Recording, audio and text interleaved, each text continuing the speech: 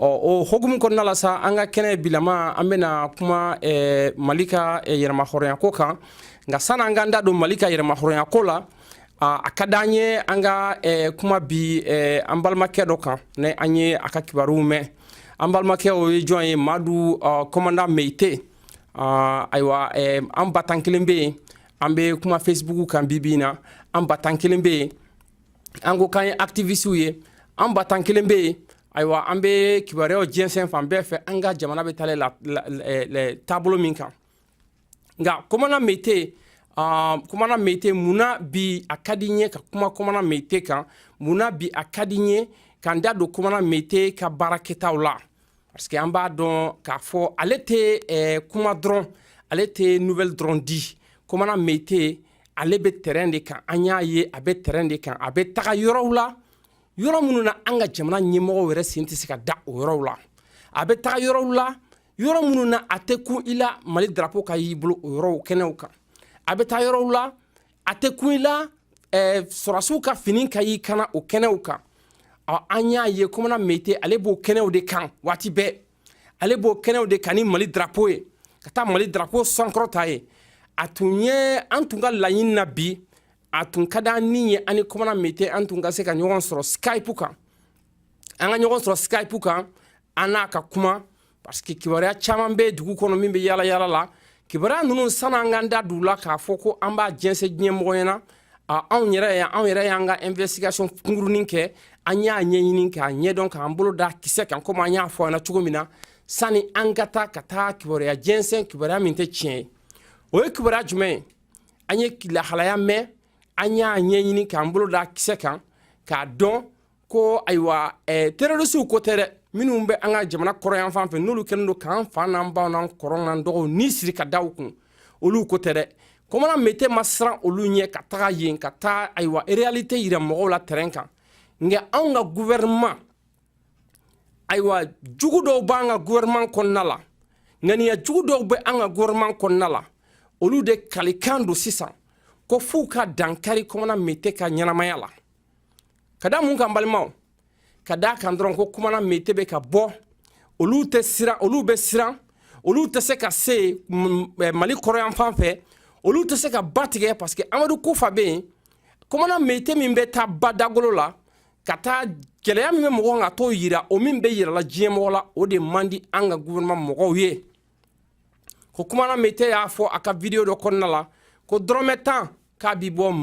malidenya la n'i ye ba tigɛ kulun na ka ban dɔrɔmɛ 10 ko y'i bɔlen malidenya la o kuma min bɛ fɔ ayiwa an ka mali mara kɛbaga dɔw bɛ yen an ka mali ɲɛmɔgɔ dɔw bɛ yen o kuma tɛ taala olu jimin sira fɛ o kama sa u kɛlen don ka jugu bɛnbɛnbɛn siri o kama sa ŋaniya jugu b'u ka ŋaniya juguya baara la u ka ŋaniya ye mun ye k'u bɛ fɛn bɛɛ lajɛlen kɛ pour que komana mete k'a da di o kɛra minɛli ye sa o k'a latunu sa o kɛra k'a faga ye sa o ayiwa an kɔni y'a sɛgɛsɛgɛ an y'an bolo da kisɛ kan k'a fɔ mɔgɔ ŋaniya jugu bɛ yen ŋaniyaw bɛ sirila u fɛ k'a fɔ ko komana mete k'u bɛ dankari a ka ɲɛnamaya la balimaw an b'a fɔ o fasoden juguw ɲɛna an b'a fɔ an ka o marakɛla juguw ɲɛna an ka ɲɛmɔgɔ juguw ɲɛna ko u ka sabali k'u miiri k'a fɔ ko miiri de bɛ ɲɔ kɛ dulɔ ye k'u ka sabali ko mɔgɔninfin i b'a dɔn i bɛ se fɛn dɔ la i b'a dɔn i bɛ se so la i tɛ sigi a nungala kan k'a boli an b'a f'u ɲɛna ko san'u ka bɛnbɛnbɛn siri komana mete kama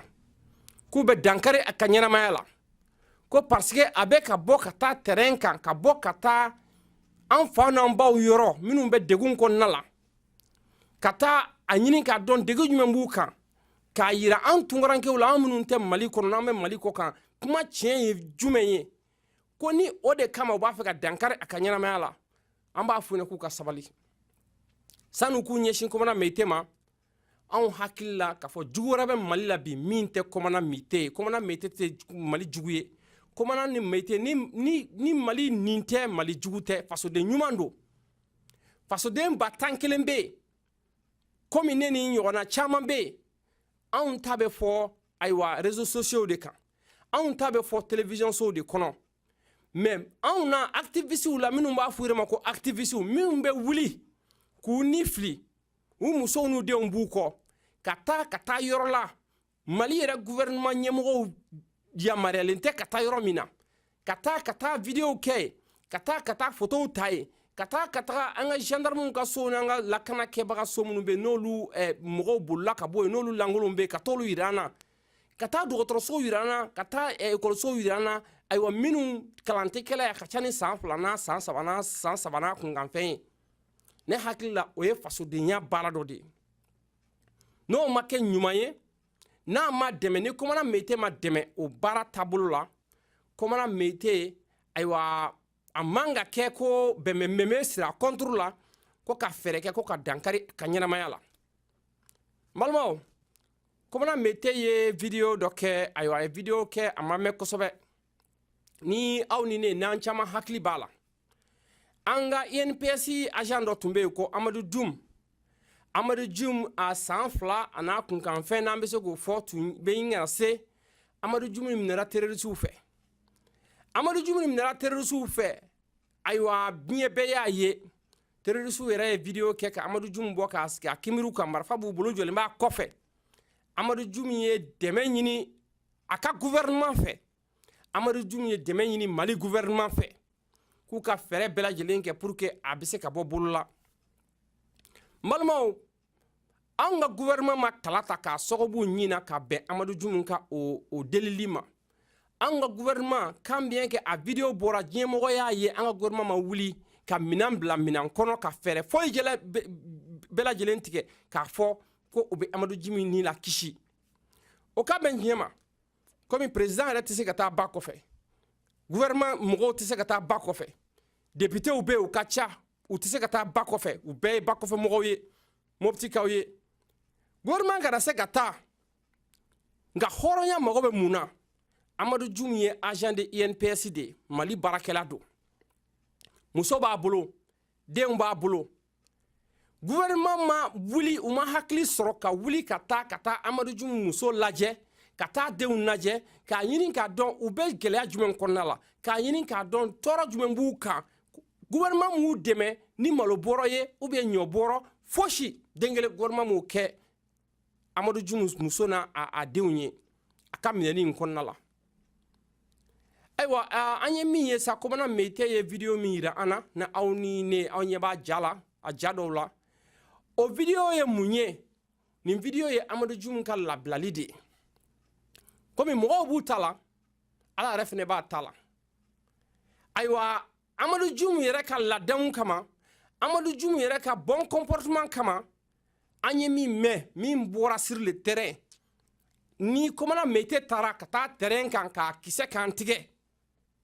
o de ye Amadu Jum yɛrɛ a bɔra Amadu Jum yɛrɛ da k'a fɔ ko ayiwa ale kɔni bilara a bilara terroriste ninnu fɛ a ma bila ko gouvernement ye intervention kɛ a ma bila ko gouvernement ye sɔrɔsi bila ka taa nɔfɛ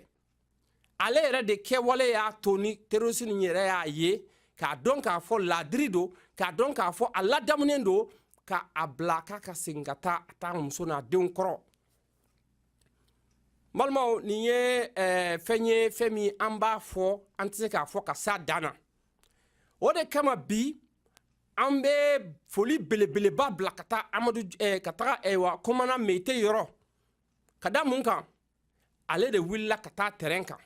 ka da mun kan ale de wulila ka taa video kɛ ayiwa tugu bari tɛ dɛ min kɛra a ka mɛn da ye mɛn tigila ye ka taa Amadu Jum yɛrɛ fɛ yen ka taa sigi a ka du kɔnɔ n'a ka dumuni kɛ ɲɔgɔn fɛ ka micro jɔ a da la a ka fɛn fɔ an ɲɛna an bɛ min faamuya o kuma kɔnɔna la a ma dogo maa si la minnu y'a video ye Amadu Jum yɛrɛ aw ɲɛ b'a sigilen na a bɛ dumuni na ayiwa muso n'a denw n'a limanaw b'a kɛrɛfɛ a yɛrɛ y'a yira k'a fɔ gouvernement ma kala bila o ɲin na ka bɛn ale ka labilali ma ale yɛrɛ de bilara a yɛrɛ kɛko ɲuman de kama a yɛrɛ ka hadamadenya yɛrɛ taabolo de kama ayiwa ni Komana Meyite ye o video ta k'o yira diɲɛmɔgɔ la k'o yira an tunkarankew la an minnu tɛ jamana kɔnɔ pour que an k'a dɔn kuma tiɲɛ ye min ye sani an k'a kɛ an y'a mɛn an balima a fɔ o b'a kunbɔ k'a fɔ ko mɔgɔ bɛ dankari o fasoden ka baara la fasoden ɲumanya baara la o b'o kunbɔ ko Komana Meyite b'a fɔ a ka video kɔnɔna la k'a fɔ ko ayiwa ko président den ko l'ennemi numéro 1 du Mali a bɛ tɔgɔ wɛrɛw fɔ a ma n tɛ tɔgɔ ninnu n t'u dɔn a fɔ o b'a kunbɔ k'a fɔ ko Amadu Jum mɔgɔ bɛ bɛnbɛnbɛn siri ko k'a dankari a ka ɲɛnamaya la o b'o kunbɔ ayiwa an balimaw tunkarankew an balima lajɛlikɛlaw Tempo Afrique TV lajɛlikɛlaw tunkaranke jɔrɔnanko lamɛnbagaw ni ɲɔgɔnna damantan de bɛ ka tɛmɛ anw ka ba Maliba kɔnɔna la i b'a fɔ k'a fɔ problème wɛrɛ t'an da la i b'a fɔ k'a fɔ kungo wɛrɛ t'an da la min ni ɲɔgɔnna si kungo tɛ fasodenw b'u ka fasodenya la fasodenw wulilen don k'a jɔ k'a fɔ ko Mali tɛ kɛ nemuruba ye bilen k'a bɛn mɔgɔ kelen d'a ma fasodenw wulilen don k'a jɔ k'a fɔ ko ayiwa an tɛna kuma fɔ bilen kala tɛ kuma min na an bɛ taa terrain kan an bɛ taa an yɛrɛ ɲɛ k'a ye an k'a filmer an ka sɔrɔ k'a lakali n'o de bɛna taa kɛ baasi ye Amadu Jum Komana Meyite ma ko parce que ko a bɔra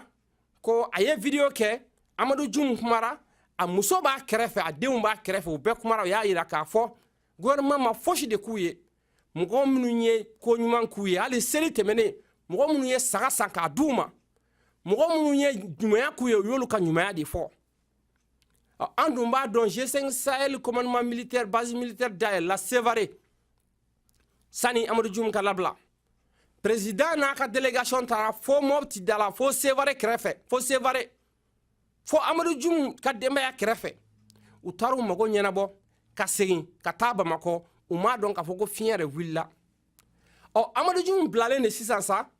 ayiwa Komana Meyite de kɛlen ka taa terrain kan ka taa nin video ninnu kɛ ka nin interview ninnu kɛ k'a yira diɲɛmɔgɔ la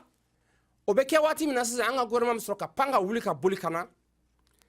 Amadu Jum minɛ nɔfɛ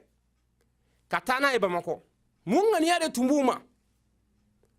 ŋaniya min tun b'u ma u ŋaniya de seginn'u yɛrɛ ma a ma ɲɛ u bolo de entre parenthèses an b'a fɔ an lajɛlikɛlaw ɲɛna an b'a fɔ tunkaranke lamɛnlikɛlaw ɲɛna k'a fɔ Amadu Jum labilalen a taara ka taa bonya bɛ Manden bonyamasegin bɛ Manden a taara ka taa Mopti autorités de voir ka taa ɲɛf'u ɲɛna k'a fɔ ale bilara o min fɔra Mopti autorités ɲɛna sa o kibaruya de taara ka taa se fo Bamakɔ fo Kuluba président ni fɔ u bɛ bilali kɛ mɔgɔ bila kana tuma min na ko kana Amadu Jum nɔfɛ a ka so kana minɛ ka taa n'a ye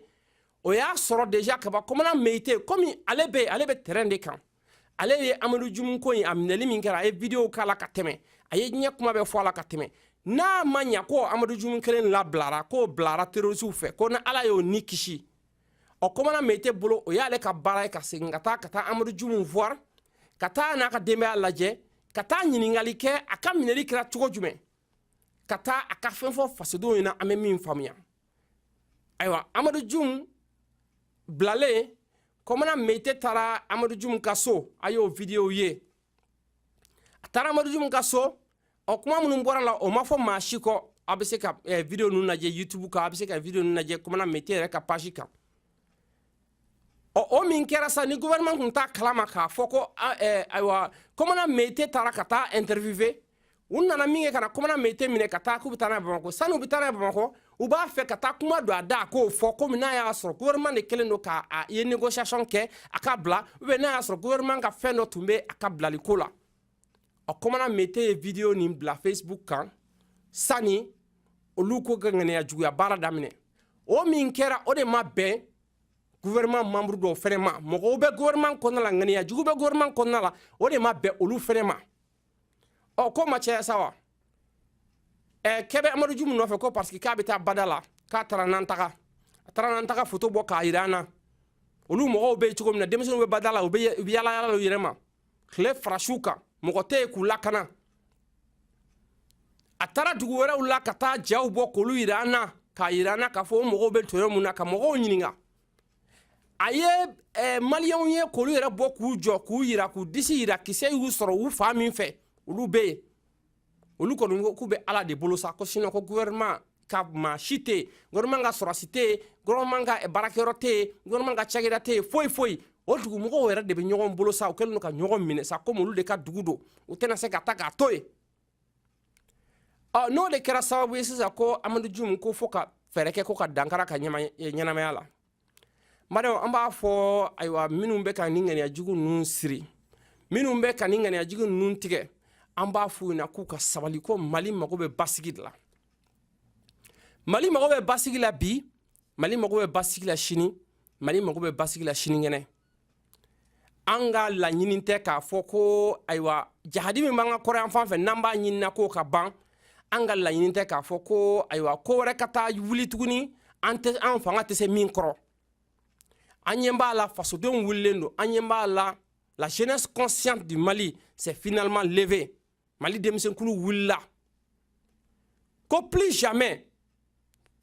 karatu ko minnu bɛ kɛla gouvernement kɔnɔna la fɛn o fɛn bɛ ka kɛ k'a ɲɛsin jamana in ma n'a tɛ jamana ka ɲɛtaga fɔ k'an tɛ sɔn a ma bilen Amadu Jum b'o jama fɛ Amadu Jum ma mɔgɔ fa neni ayiwa Komana Meyite ale fɛnɛ b'o jama fɛ Komana Meyite ma mɔgɔ fa neni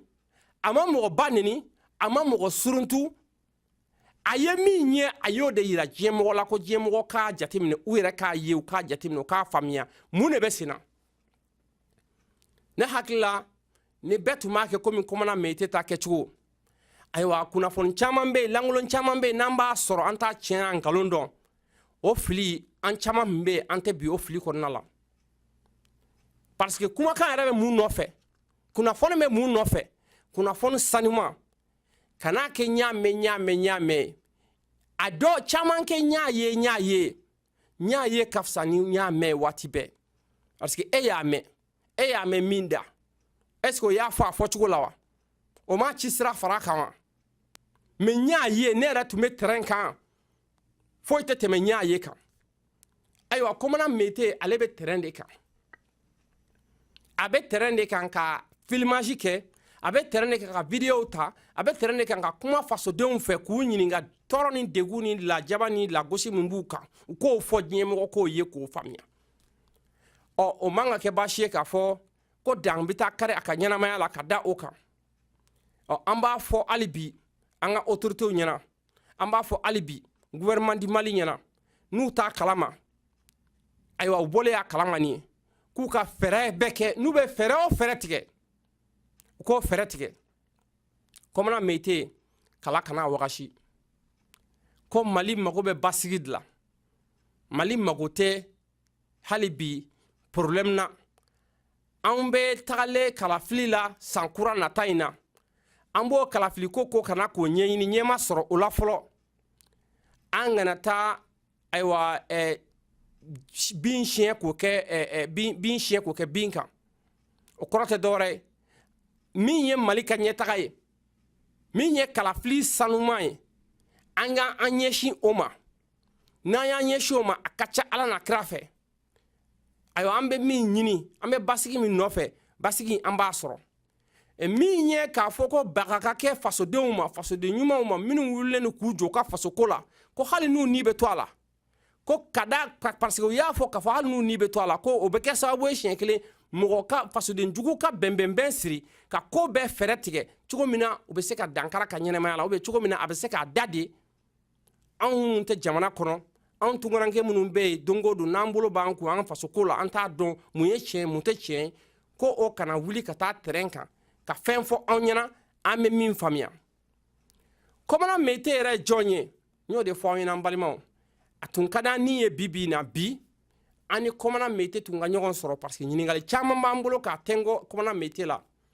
nka komi mɔgɔw b'u ta la Ala b'a ta la Ala de ma kita la k'a fɔ an ni Komana Meyite ka ɲɔgɔn sɔrɔ bi cogo min na an bɛ se ka ɲininkaliw kɛ aw yɛrɛ bɛ se k'a mɛn Komana Meyite yɛrɛ da ko mɛn dan ye mɛn tigila ye o de tun ka di anw ni ye nka komi an ka nɛgɛjuruw bɛ ɲini a bɛ komi an ka nɛgɛjuruw y'an janfa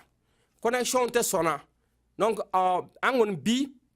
an bɛna kuma an ka jamana de fɛ an bɛna kuma an ka jamana ɲɛmɔgɔw de fɛ an b'a ɲini u fɛ k'u k'a kɛ ala n'a kira jati yɛrɛ de kama k'an k'an ɲɛsin essentiel ma essentiel ye mun ye min nafa ka bon an ma k'an k'an ɲɛsin o ma an ka fasodenw to yen k'u ka fasodenya baara kɛ démocratie yɛrɛ b'o de fɔ dankara kan maa si ka ɲɛnamaya la ko parce que k'i hakilinanta fɔ ou ko parce que k'i bɔra ka taa kɛnɛ kan ka nkalon ni tiɲɛ bɔ ɲɔgɔn na k'a dankɛnɛmaya diɲɛmɔgɔ k'a ye o man kan o tɛ démocratie dɔ ye ɔ ko minnu bɛ fanga la n'olu bɛ ka nin fasoden juguya wale in ta fɛnɛ k'a ɲɛsin kumana mete ma k'u k'a dɔn k'a fɔ ko don bɛ ŋana si man ca e ŋana ye don bɛ si t'i la i bɛ bi la mɔgɔninfin i bɛ bi la i tɛ sini na kodɔn bɛ ŋaniya juguya kana k'a kɛ u bɛ ŋaniya juguya sirila u k'a dɔn k'a fɔ olu bɛ fanga la bi olu ni bi komana mete ni jeunesse consciente ni sini ni ala na kira sɔnna ma bɛɛ bɛ wele i ka kɛlen de la n'i yera dugu min taga sira la bamananw ko ten k'o dugu foli de bɛ k'i la n'an y'aw ye ɲuman sira kan an bɛ ɲuman de ta k'aw sɛgɛrɛ an b'aw bonya n'o ɲuman de ye mais n'aw yera juguman sira kan ayiwa juguman de bɛ ta k'aw sɛgɛrɛ an b'o tile de la bi an tɛna kiri bɛ bila ka lahara kɔnɔ bilen mɔgɔ i kodɔn bɛ i ko bɛ dɔn tɛ mɔgɔ i b'a dɔn k'i bɛ se so la mais i tɛ sigi a nunkala kan k'a boli o kɔrɔ ye di e min ye bɛ fanga la bi fanga b'i kaman kɔrɔ bi fɛn fɛn ka di ni ye bi i bɛ se k'a kɛ ko parce que i bɛ fanga la bi a bila i kunna dɛ k'a fɔ ko mɔgɔ kelen tile tɛ diɲɛ laban dɛ i bɛ bi la i tɛ sini dɔn n'i ye min kɛ bi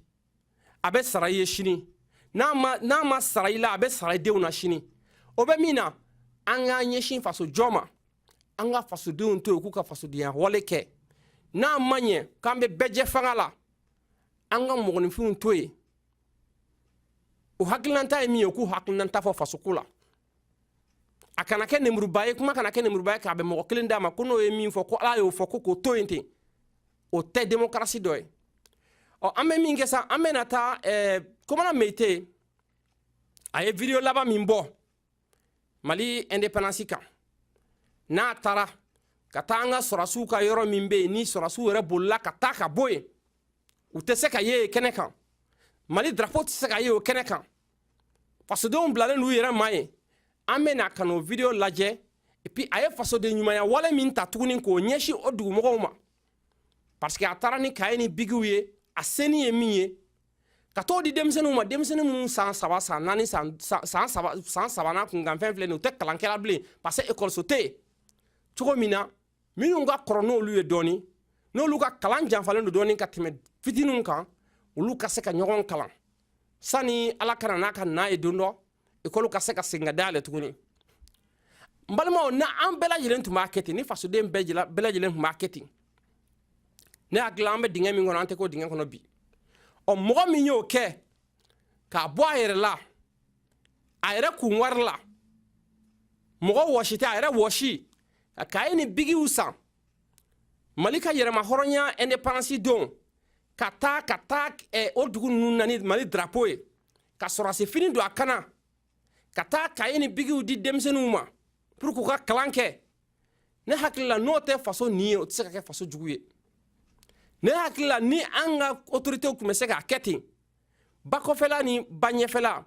u lankolon tun tɛ to ɔ an bɛ min kɛ sa an bɛ taga an bɛ a ka o video lajɛ a ye video min kɛ ayiwa an b'o lajɛ an bɛ segin ka na an b'an ka jɛmukan bi jɛmukan kun cɛ n'o ye regardons cette vidéo et nous reviendrons dans ce studio.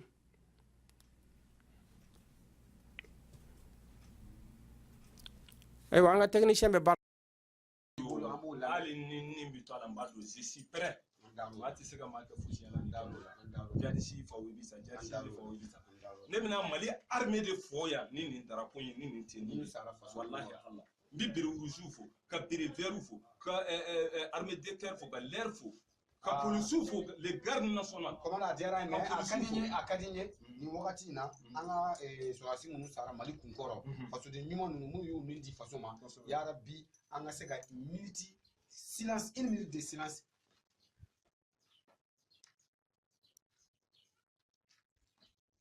merci ko ni tasi bilaye ka si mali sorasi ma no tɛ an ka sorasi caman de bi yan mun sara ko donc ni ne y'a faamu effet ni n'i y'a ye mɔgɔ bɛ kan ka sa tan ko in bɛ ka taa nin cogo kan a bɛ komi mɔgɔ dɔw bɛ ka sa terrain kan mɔgɔ dɔw dalen bɛ Bamakɔ minnu bɛ kilimu kɔrɔ olu bɛ kan ka wari dun wallahi Allah donc o de b'a to mɔgɔ yɛrɛ t'a dɔn bi mun fiyewu i ɲɛ b'a la nin yɔrɔ kelen ministre zone tɛ se ka na yan dɛ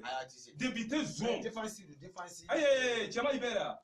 ou bien Cɛna Kulubali u tɛ se ka na u fila si tɛ se ka na est ce que n'an bɛ jamana hɔrɔn jamana yɛrɛ la cɛman kan ka na Mali gouvernement na wa Kacho dun Kacho bɛɛ bɛ tɔ quoi n'a y'a ko mɛ a ko ko mercenaires talaw de ka d'a ye a ka mercenaires ninnu a k'u bila ka na minnu bɛ marifa ci mɔgɔ la nin bɛɛ ye balimaw de ye nin bɛɛ ye bali de nɔ i ɲɛ b'a la wa a filɛ nin ɲɛ b'a la n'i y'an ka poste de n'an taga poste n bɛ deli ka n'a kɔrɔlen maliyɛnw ɲɛ b'a bɛɛ la donc a ti ku cɛ la i ka na ni Mali drapeau ye kuma tɛ ten ma n bɛ na n'a ye n b'a flotter cɛ tɛ se ka bali n b'a flotter wallahi Allah n bɛna Mali armée kunna wolo yan en tant que citoyen malien donc i ka commandant Mete ne ko bi i bɛ n'i ye école jumɛn na tan ni n'an taga école la parce que n'an taga ko taara fɔ n ye ko kalanti yan nɔ hali u t'a waati dɔn donc n ko n ti kuma ten fo n ka na ka seereya kan ne y'o de fɔ n ko n bɛ fɛn fɛn yira an balimaw la effectivement wagati tɛmɛnenw na i kun y'a yira kalanti yan donc nin ye classe ye quoi voilà nin ye classe ye nin tun ye tola classe kɔnɔ voilà maliyɛnw yɛrɛ ɲɛ b'a bɛɛ la maliyɛnw minnu bɛ Italie Faransi Espagne États-Unis Suède u yɛrɛ ɲɛ b'a bɛɛ la kalanti kan ka kɛla yan si i yɛrɛ ɲɛ b'a la ɔhɔn na a filɛ nin i yɛrɛ ɲɛ b'a bɛɛ la classe toujours de datugulen don filɛ nin yan ɲɛ b'a la yan fana i y'a ye voilà ɲɛ b'a la a filɛ nin bɛɛ datugulen don Amadu Kufa ko kalan kana kɛ yan si jadi su ko n'u ye maa maa ye ekɔli kalan na u b'i faga na voilà waaleykum salam awa yɛrɛ ɲɛ b'a bɛɛ la n tɛna na nkalon foyi tigɛ an bɛ seereya kan de a t'an yɛrɛ k'a jira diɲɛ mɔgɔ la yɛrɛ ɲɛ b'a la kalanti kan ka se ɲɛ b'a la o la yɛrɛ ɲɛ b'a bɛɛ la n tɛna na nkalon tigɛ maa si vraiment voilà fo ka n'ale wuli la maliyɛn diɲɛ fɛn o fɛn ba ninnu a bɛɛ filɛ kalanti kan ka kɛ yan si k'a datugulen don depuis quelques années depuis waati a bɛ san damadɔ bɔ ko kalanti kan ka kɛ yan voilà maliyɛn bɛ diɲɛ yɔrɔ yɔrɔ donc an b'a yira o bɛɛ la voilà a filɛ nin voilà nin y'an ye ekɔliso yɛrɛ kuru kɔnɔ n nana bi armée Mali fɛnɛ ka foli bɛ yan nɔ ko drapeau tɛna bala a filɛ n b'a flotter yan cogo min diya voilà yɛrɛ ɲɛ b'a bɛɛ la nin y'an y'a kuru kɔnɔna na voilà filati wɛrɛw fɛnɛ bɛ yan fɛ voilà voilà olu y'olu sɔgɔlen voilà maliyɛnw ɲɛ b'a bɛɛ la dɛ bon yan fɛnɛ ye kilasi wɛrɛ ye an bɔra yɔrɔ dɔ mun na o fɛnɛ ni yan tɛ kelen ye quoi bon an nana yan fɛnɛ ye kilasi wɛrɛ tuguni kalan tɛ kɛ nin si de la délégation mun y'a fɔ ɲininkali gɛlɛn i ka kuma ye a bɛna hakili jigin fɛn dɔ la n'a nana sɔrɔ ni u ye yan yɔrɔ bɔ Mali fɛ de wala ni mun don ni kɔni ye ɲininkali de u yɛrɛ de bɛ se k'o jaabi voilà o jaabi kɔni t'anw ye wari nafolomugu bilalen bɛ a bolo kan a fɔ a ka se ka Mali kalan ko de sankɔrɔta yɔrɔ o yɔrɔ bɛ Mali la k'a daminɛ Kidali fo Kayi a bɛɛ de Mali mais bon yan kɔni si ba kɔfɛ bolo in fɛ ekɔli kalan ti k'a si la i yɛrɛ ɲɛ b'a la wula i yɛrɛ ɲɛ fɛ i yɛrɛ ɲɛ b'a bɛɛ la filɛ kalanti kan ka kɛ yan si ni direction yɛrɛ